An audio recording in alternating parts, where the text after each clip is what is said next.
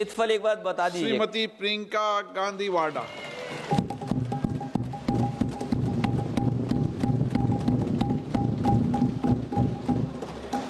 आदरणीय अध्यक्ष महोदय, मैं आपको धन्यवाद देना चाहती हूं कि इस महत्वपूर्ण मुद्दे पर आपने मुझे बोलने का मौका दिया। ये अलग बात है कि सत्ता पक्ष के लोग सब मेरे बोलने से पहले ही भाग गए। आइए आइए, आपको देख के मैं खुश थी कि आप वापस आ गए। सबसे पहले मैं उन सैनिकों, उन जवानों, उन अफसरों को नमन करना चाहती हूँ जो हमारे देश के रेगिस्तानों में, हमारे देश के घने जंगलों में, बर्फीले पहाड़ियों पे हमारी देश की रक्षा करते हैं, जो हर पल देश के लिए अपनी जान देने के लिए तैयार रहते हैं। 1948 से लेकर अब तक, जब से पाकिस्तानी रेडर्स ने कश्मीर पे हमला किया, तब से लेकर अब तक हमारे देश की अखंडता की रक्षा करने में उनका बड़ा योगदान है। हमारी आज़ादी अहिंसा के आंदोलन से हासिल हुई, लेकिन जैसे मैंने कहा, उसको कायम रखने के लिए हमारी सेना का बहुत बड़ा योगदान है।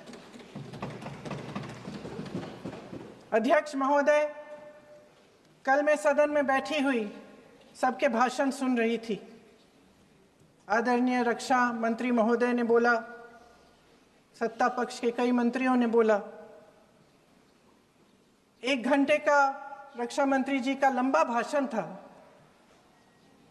सुनते सुनते एक बात मुझे बहुत खटक रही थी। उसके बाद जब दूसरे भाषण भी सुने आपके सत्ता पक्ष के, तब भी ये बात बार बार मेरे मन में आ रही थी कि सारी बातें कर ली, ऑपरेशन सिंदूर की बात कर ली, आतंकवाद की बात कर ली, देश की रक्षा की बात कर ली, इतिहास का पाठ भी पढ़ा दिया, लेकिन एक बात छूट गई। उस दिन 22 अप्रैल 2025 को जब 26 देशवासियों को अपने परिवार के सदस्यों के सामने खुलेआम मारा गया, तो ये हमला कैसे हुआ, क्यों हुआ?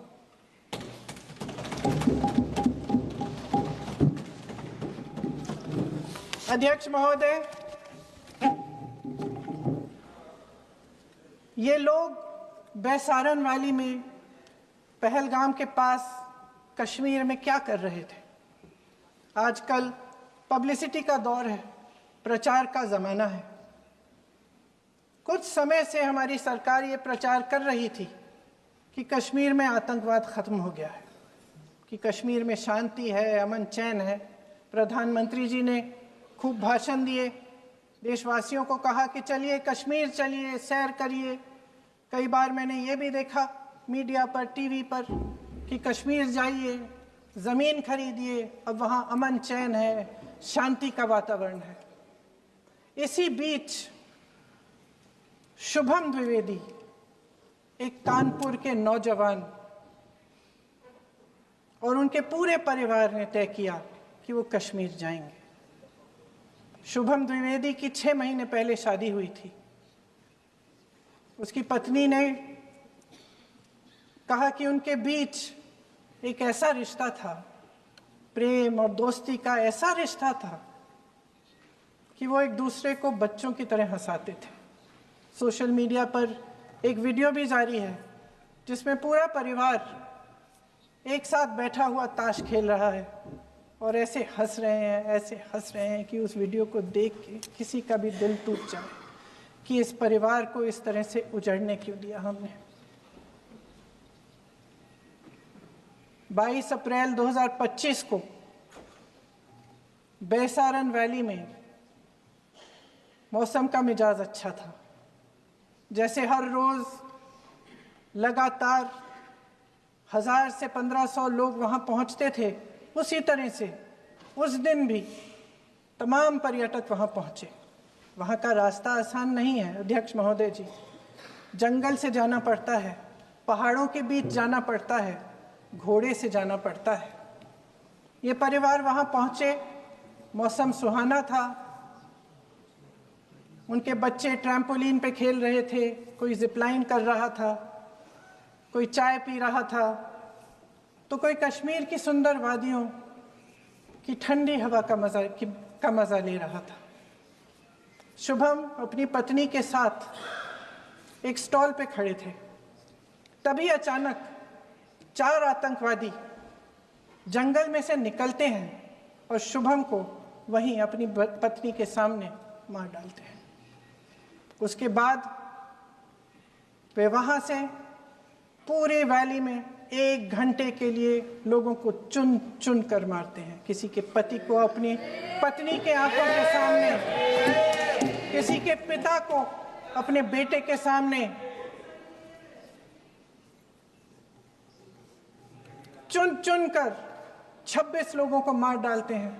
शुभम की पत्नी घबराकर वहां से भागने की कोशिश करती है, अपनी जान बचाने के लिए जंगल की तरफ दौड़ती है।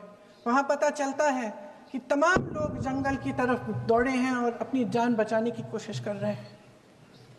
कोई अपने बेटे का हाथ पकड़ के पहाड़ों पर घसीटता हुआ जा रहा है, कोई कश्मीरी घोड़े वालों और गाइडों की मदद लेते हुए चले जा रहा है।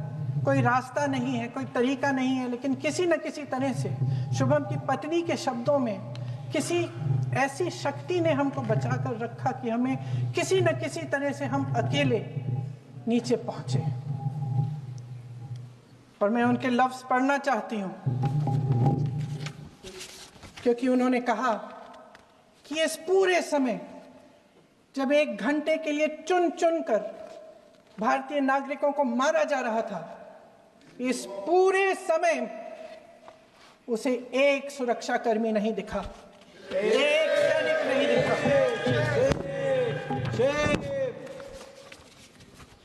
शुभम की पत्नी ने कहा, कोट, मैंने अपनी दुनिया को खत्म होते हुए देखा। अपनी आंखों के सामने एक सिक्योरिटी गार्ड नहीं था। मैं ये कह सकती हूं कि देश ने, सरकार ने हमें वहां पे अनाथ छोड़ दिया था। सिक्योरिटी क्यों नहीं थी वहां? वहां पे एक सैनिक क्यों नहीं दिखा?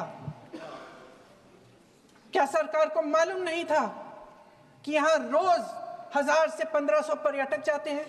क्या सरकार को मालूम नहीं था कि यहाँ के पहुंचने के लिए जंगल के रास्ते से जाना पड़ता है? अगर कुछ हो जाएगा तो लोग वहां से निकल नहीं पाएंगे।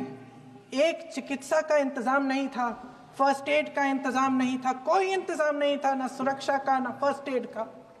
इन लोगों को भगवान भरोसे छोड़ दिया गया। ये लोग वहां पे इस सरकार के भरोसे गए और इस सरकार ने उन्हें भगवान भरोसे छोड़ दिया।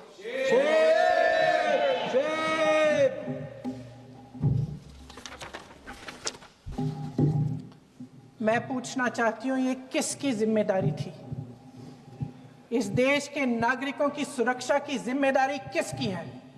क्या इस देश के प्रधानमंत्री की नहीं है? क्या इस देश के गृह मंत्री की नहीं है? क्या इस देश के रक्षा मंत्री की नहीं है? क्या एनएसए की नहीं है? अध्यक्ष महोदय, पहलगाम हमले से सिर्फ 2 हफ्ते पहले हमारे गृह मंत्री महोदय जी कश्मीर गए थे। किस लिए गए थे?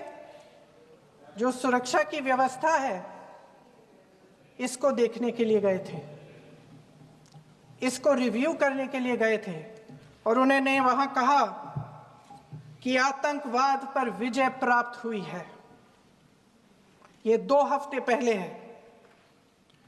3 महीने बाद JNK के गवर्नर साहब एक आम इंटरव्यू में ऐसे ही चलते चलते कह देते हैं कि हाँ, बैसारन वैली में बहुत लापरवाही हुई और इसके लिए मैं जिम्मेदारी लेता हूं।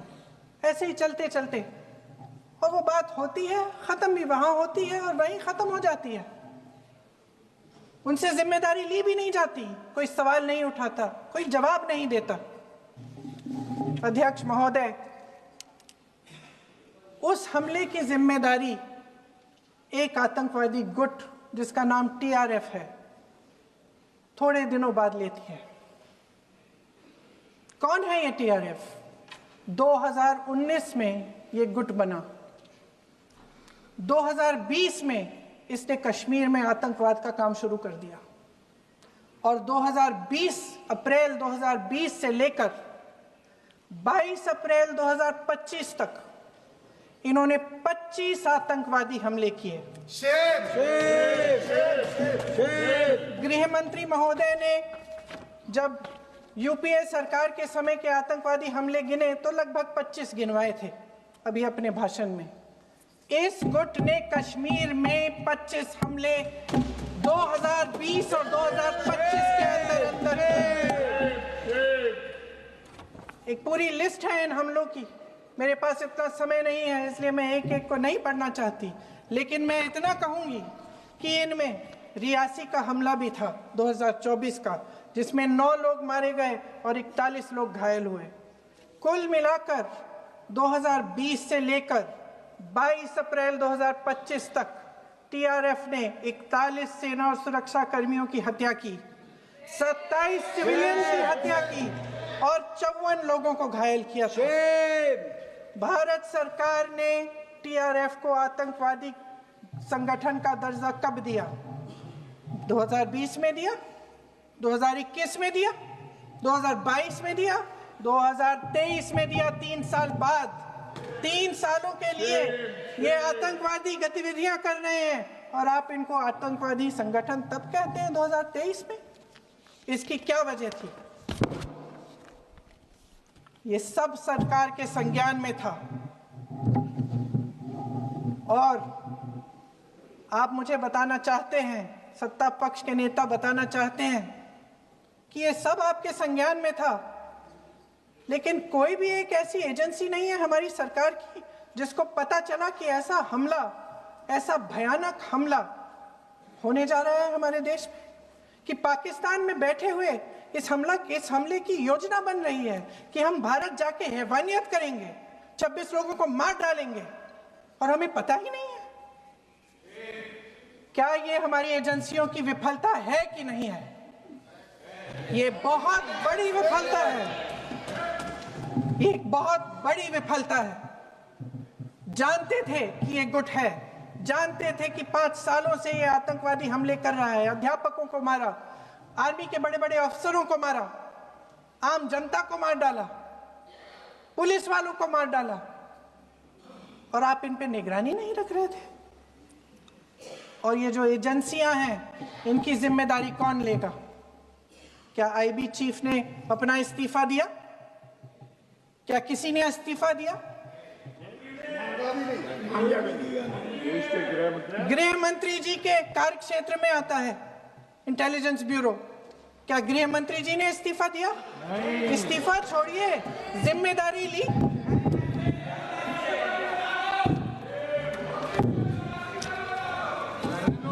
साहब देखिए, इतिहास की बात आप करिए, मैं वर्तमान की बात करना चाहती हूँ। आपको तो एक बहाना चाहिए, आपको तो एक बहाना चाहिए। पूरे परिवार का नाम गिनवा देते हैं। अरे अपनी जिम्मेदारी खुद लीजिए। 11 सालों के लिए तो सत्ता में आप हैं। अभी नेहरू को छोड़ नहीं कल माननीय गौरव गोगोई जी ने अपने भाषण में पूछा गृह मंत्री जी से, क्या आपकी जिम्मेदारी नहीं थी? मैं देख रही थी। राजनाथ जी, रक्षा मंत्री जी यूं यूं अपना सर हिला रहे थे, कुछ बोले नहीं। अंदर से ये महसूस हुआ होगा कि यहाँ कुछ जिम्मेदारी थी, लेकिन माननीय गृह मंत्री महोदय जी हंस रहे थे, वे हंस रहे थे।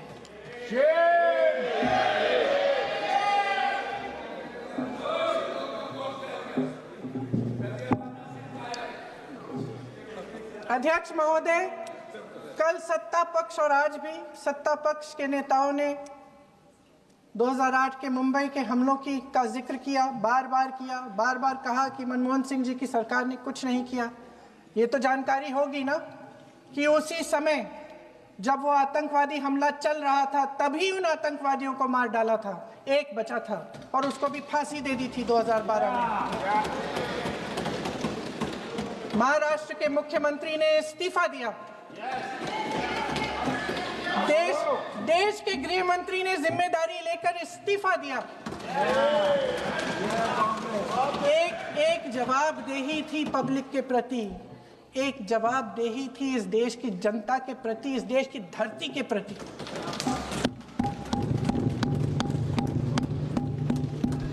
राजनाथ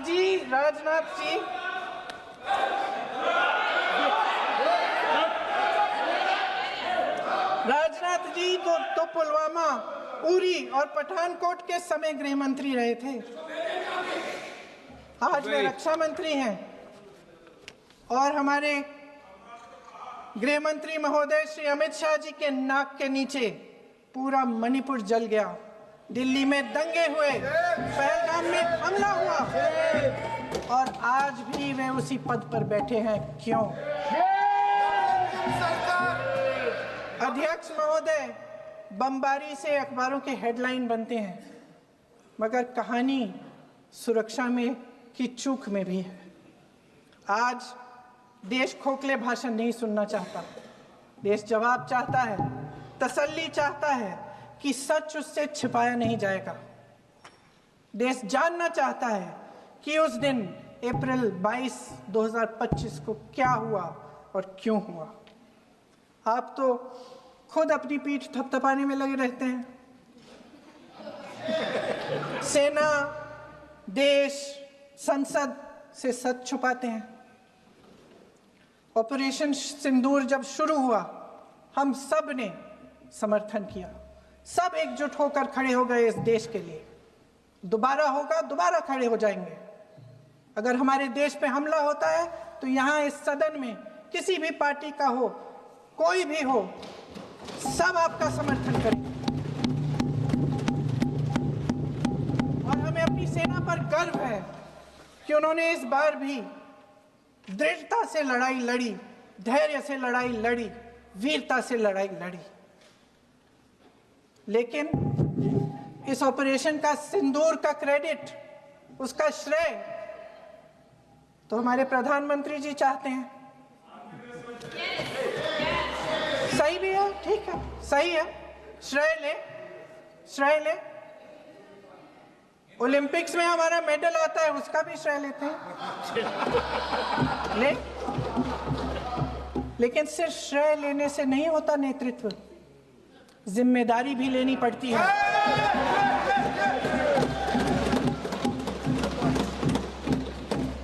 देश के इतिहास में ये पहली बार हुआ, देश के इतिहास में ये पहली बार हुआ कि जंग होते होते ही रुक गई है जी। और इस रुकावट का ऐलान हमारी सरकार, हमारी सेना नहीं करती, अमेरिका के प्रेसिडेंट करते हैं, अमेरिका के राष्ट्रपति करते हैं। ये हमारे प्रधानमंत्री महोदय की गैर जिम्मेदारी का सबसे बड़ा प्रतीक है। आज गृह मंत्री जी ने इस बात पर उल्लेख किया। उन्होंने कहा, उनके शब्दों में उन्होंने कहा कि पाकिस्तान के पास शरण में आने के बजाय कोई चारा ही नहीं था। आपने शरण दिया क्यों? वो आते हैं आपके देश के अंदर, लोगों को मार डालते हैं और आप उनको शरण दे रहे हैं। क्यों दिया शरण? इसका जवाब क्यों नहीं दिया है एक भी भाषण में? जैसे ये बात उठी, शरण की बात की, हमारे गृह मंत्री जी ने इतिहास में चले गए। नेहरू ने क्या किया, इंदिरा गांधी ने क्या किया, यहां तक कि मेरी मां के आंसुओं तक चले गए। लेकिन इस सवाल का जवाब नहीं दिया कि ये सीज फायर हुआ क्यों। ये जंग रुका क्यों? और तब क्यों रुका जब दुश्मन के पास कोई चारा नहीं था हमारी श्रेय में आने के बजाय? क्यों रुका ये जंग? इसका जवाब नहीं दिया। धन्यवाद। आप देंगे?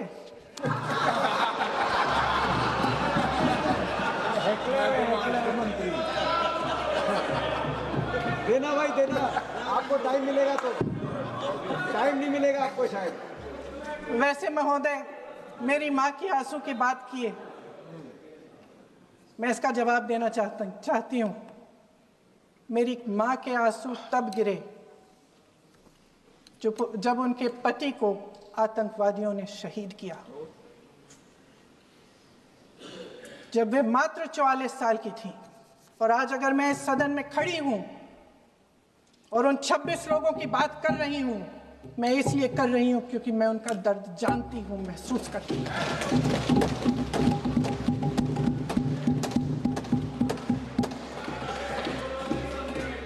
अध्यक्ष महोदय, मैंने कहा कि देश का नेतृत्व सिर्फ उपलब्धियों का श्रेय लेने से मजबूत नहीं होता। सफलता और विफलता दोनों की जिम्मेदारी लेने से बुलंद होता है। ये सोने का ताज नहीं है, कांटों का ताज है। अध्यक्ष महोदय, जब सरकार झूठी और कायर हो तो वे बहादुर से बहादुर सेना के साहस और पराक्रम को भी कमजोर कर देती है। देश को प्रतिशोध के साथ साथ सबके प्राणों की रक्षा का प्रण चाहिए। सेना की शक्ति के साथ सरकार की सच्चाई भी चाहिए। महान देशभक्त शहीद इंदिरा गांधी जी, जिन्होंने सफल कूटनीति के बल पर अमेरिका के राष्ट्रपति निक्सन का मुकाबला करके पाकिस्तान का विभाजन करवाया, बांग्लादेश बनाया, 1 लाख पाकिस्तानी सैनिकों को आत्मसमर्पण करने पर मजबूर किया, उन्होंने कभी इसका श्रेय लेने की कोशिश नहीं की। ऑपरेशन सिंदूर का मकसद अगर पाकिस्तान को सबक सिखाना था तो शायद ये मकसद अभी अधूरा है, क्योंकि हमारी कूटनीति विफल रही है। इसका प्रमाण यही है कि ऑपरेशन सिंदूर के बाद एक पाकिस्तानी जनरल, जिसके हाथ खून से रंगे थे, अमेरिका के राष्ट्रपति के साथ बैठकर लंच खा रहे थे।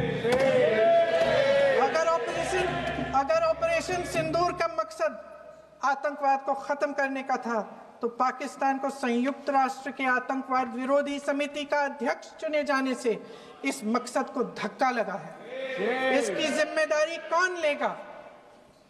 क्या हमारे प्रधानमंत्री लेंगे? क्या उनमें ये हिम्मत है? नहीं है। अगर इस ऑपरेशन के दौरान हमारे जहाजों का नुकसान नहीं हुआ तो सदन में इसे साफ साफ कहने से क्या डर है? क्यों नहीं कहा है? कल भी रक्षा मंत्री जी ने कहा कि हमारे इंफ्रास्ट्रक्चर का नुकसान नहीं हुआ, तो जहाजों के बारे में भी बता दें, साफ साफ बता दें, क्या हर्ज है? सच्चाई तो है। सवालों से बचने के लिए ये सरकार हमेशा प्रयास करती है। इसकी राजनीतिक कायरता बेमिसाल है। देशवासियों के प्रति जवाबदेही का एहसास ही नहीं है। सच्चाई ये है कि इनके दिल में जनता के लिए कोई जगह नहीं है। सब राजनीति है, सब पीआर है, सब प्रचार है, सब पब्लिसिटी है। देश की जनता के लिए आपके हृदय में कुछ नहीं रहा। बहुत समय हो गया है आप इस प्रचार में ही लिप्त हैं, जनता को देख नहीं पा रहे हैं। जी मानिए। जो पहलगाम में हुआ, खत्म करती हूँ, जो पहलगाम में हुआ उससे हर एक देशवासी के दिल पे चोट पहुंची है। हिमांशी नारवाल की गुहार ने हम सबको शर्मिंदा किया है। इसीलिए मैं आज यहाँ खड़े हुए एक आखिरी बात करना चाहती हूँ।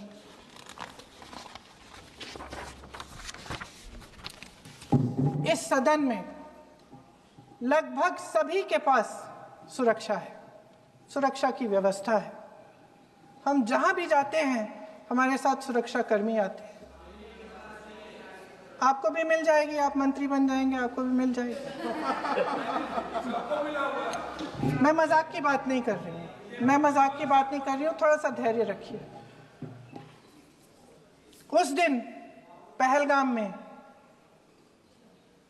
26 परिवार उजड़ गए। 26 लोगों को अपने परिवार के सदस्य के सामने मारा गया। 26 बेटे, पति, पिता गुजर गए। उनमें से 25 भारतीय थे।